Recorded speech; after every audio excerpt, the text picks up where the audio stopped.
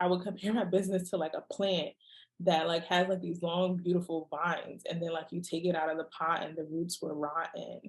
And I like really was hating what was happening and how hard I was working, and like that I wasn't sleeping or tired, and I was driven, like I said, and I had no direction.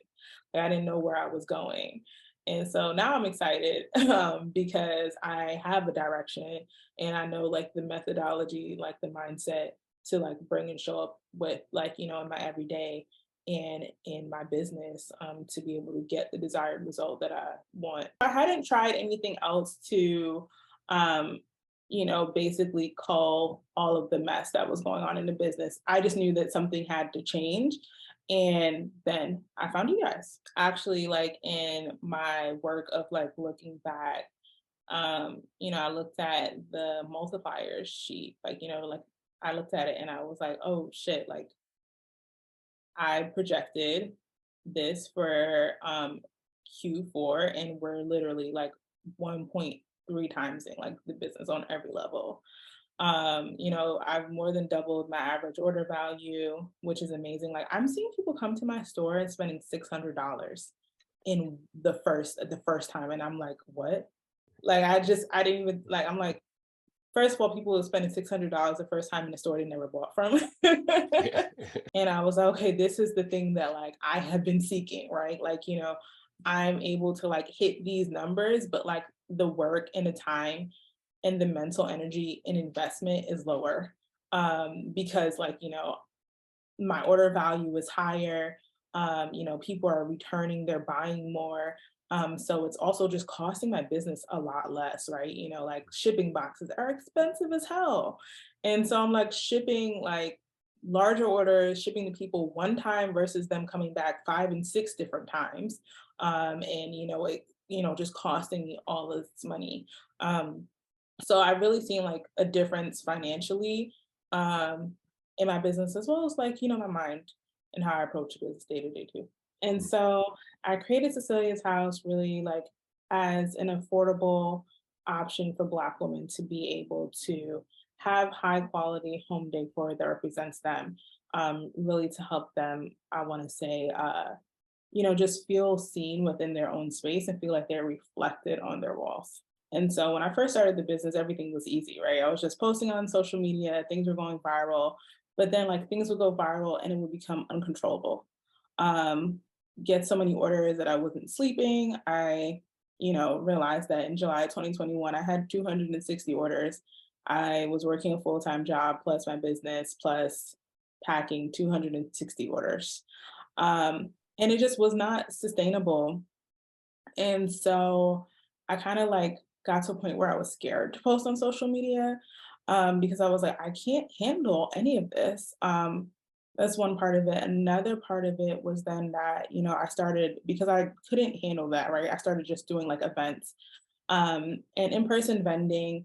And at some point, it just stopped making sense financially. And so at the point where I started For Good Profits, I was just kind of felt like I was like throwing spaghetti at the wall, right? Because I didn't want to go viral because what if it was too much and I couldn't handle it? But also I was like in this place where it was like, I'm not doing these events, but like, what can I do to like generate more sales or like to get back to like this height of like, I want to say like success that I had reached previously. And, I looked into working with like a freelancer and she, talked a good game. But then when I started working with her and I started asking her, how did you validate this? How did you do this? How did you do that? And she couldn't answer my questions. And I'm like, you're not talking to just anybody. Like, I literally study marketing every single day.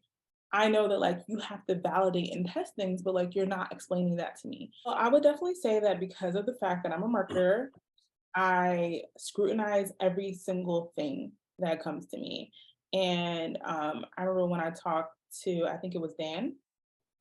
When I talked to Dan, I said to him, I was like, well, I want you to know that you're doing something really great here because I was like, I scrutinize everything like with a fine tooth comb. And I was like, I really, really knew that you guys knew what you were talking about. I felt like the overall approach of like, it's not just about ads. So people talk about, oh, like I'm gonna teach you how to do ads and you're gonna like learn how to make money like in retargeting and you can like print money basically from running ads.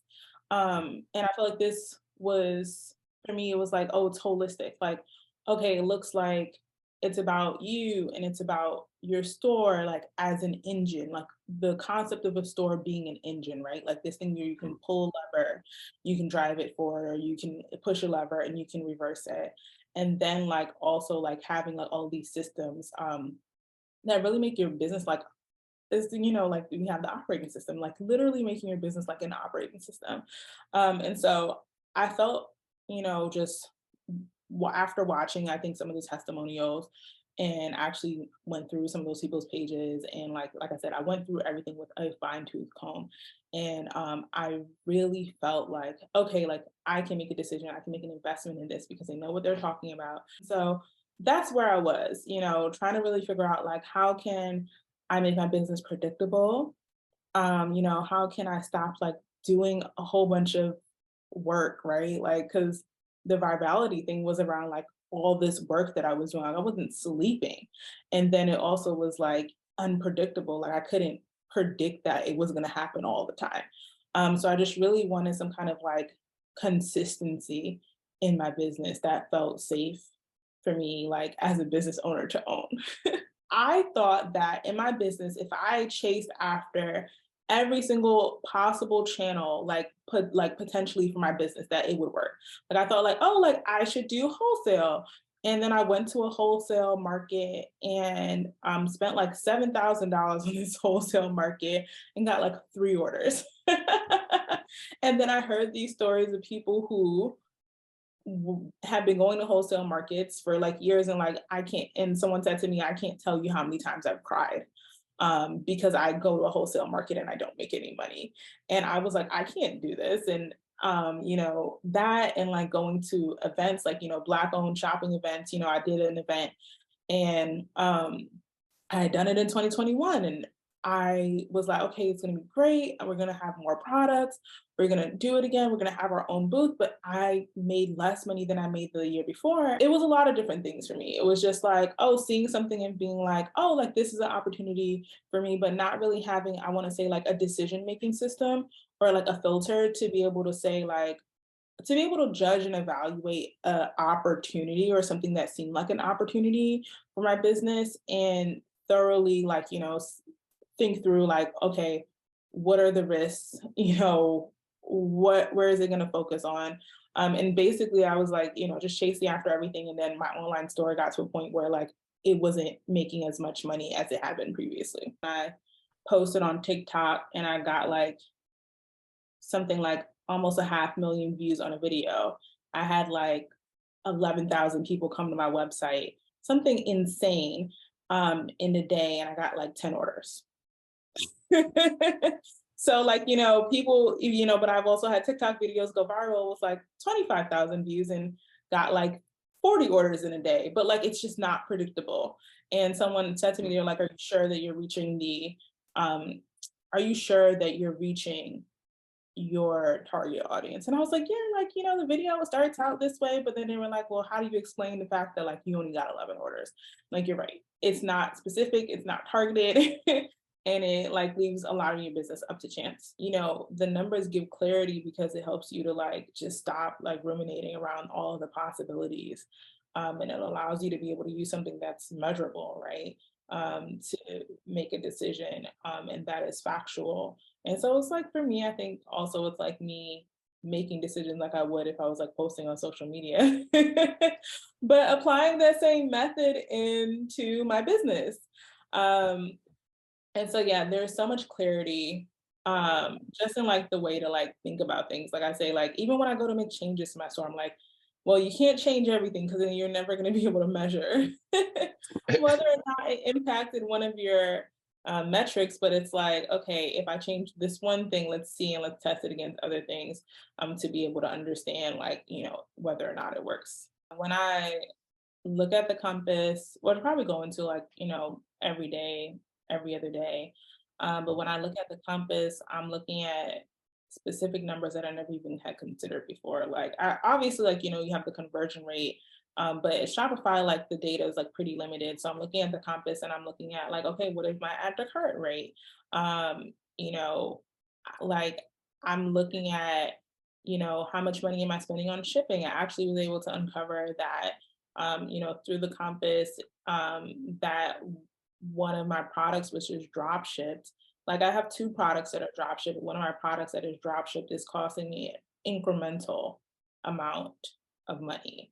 And I am just like, okay, like now I know that I need to go to a manufacturer to have that manufactured and produced so that I can reduce my costs as I scale and be able to have a higher ROI. So it's just really, I feel like people think about the numbers, but like the numbers stop you from guessing and using emotions to like create products, using emotions to make decisions in your business.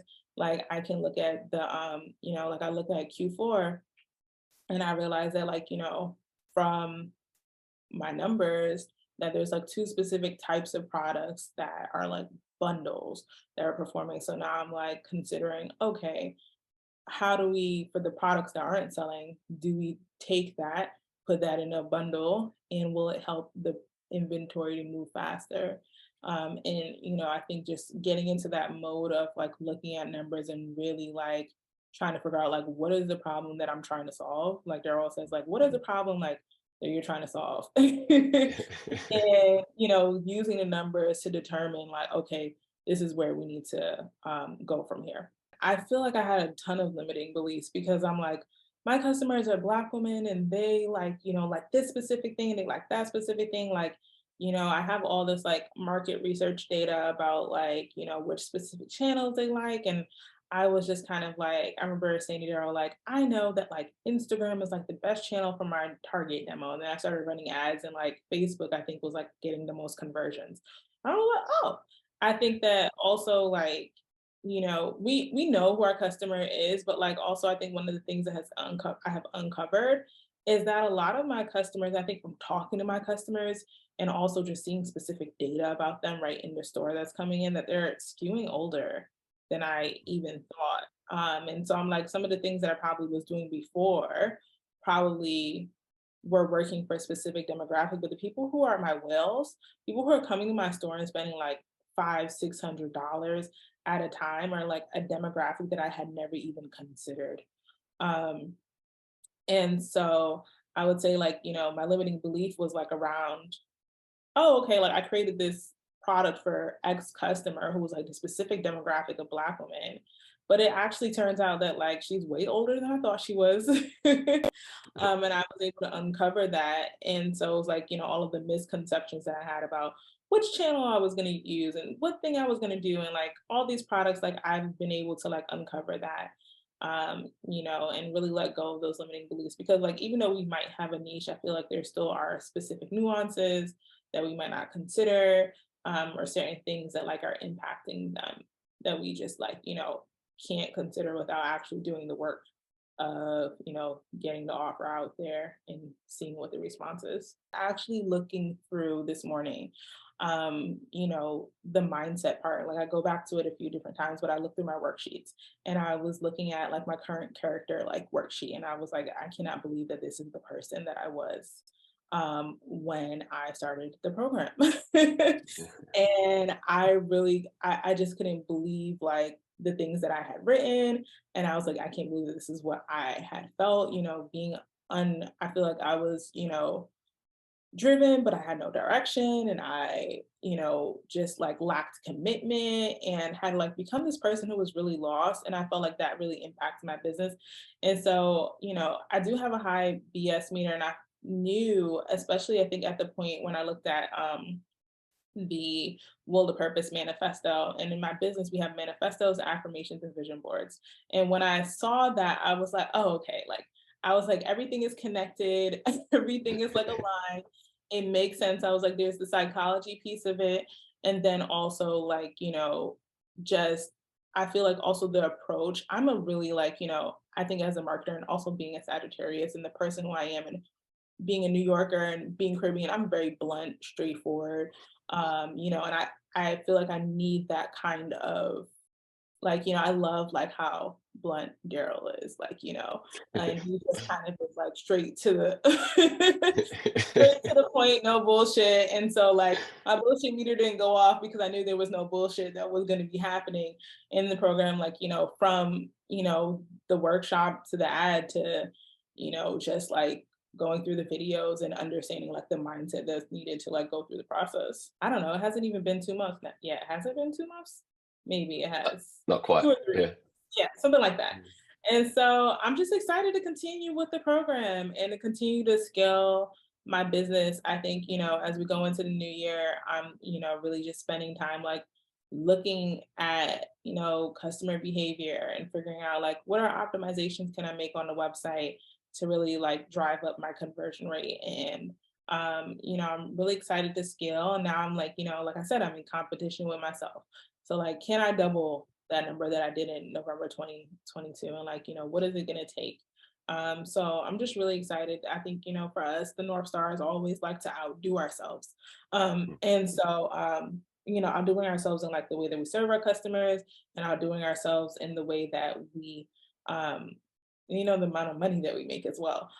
So I'm really excited to see, I think up next, I want to like, challenge the belief that January is a bad month for e-commerce, and I can't wait to like weather the recession and see Yeah. how my customers show up and how we can get some sales and to remove like some of those limiting beliefs around like whether or not people will actually purchase during like some of these preconceived times that the world tells us like won't work for business. This program is worth every single penny, every single dollar. Like I wouldn't even second guess the investment. Like I think you guys really know what you're doing, you know what you're talking about, the results. I feel like, especially if people really just focus on the mindset, you will be able to get the results out of the program and, learn to love your business again.